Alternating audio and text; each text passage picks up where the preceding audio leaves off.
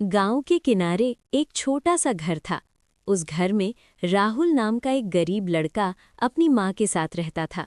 उसके पिता नहीं थे और माँ दूसरों के घरों में काम करके घर चलाती थी। राहुल का एक सपना था, मैं बड़ा होकर अमीर बनूंगा और माँ को कभी काम नहीं करने दूंगा।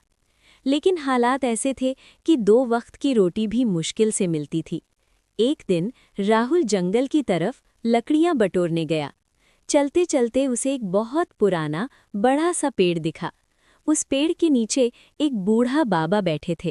छोटा सा बीज निकाला और राहुल को देते हुए बोले, इसे अपने घर के पीछे लगा देना, लेकिन याद रखना, इसे रोज मेहनत और सच्चाई से सींचना। राहुल ने बीज ले लिया। उसे समझ नहीं आया कि मेहनत और सच्चाई से सींचने का क्या मतलब है, लेकिन उसने वैसा ही किया। वो रोज सुबह उठकर पढ़ाई करता, माँ का हाथ बटाता और उस बीज को पानी देता।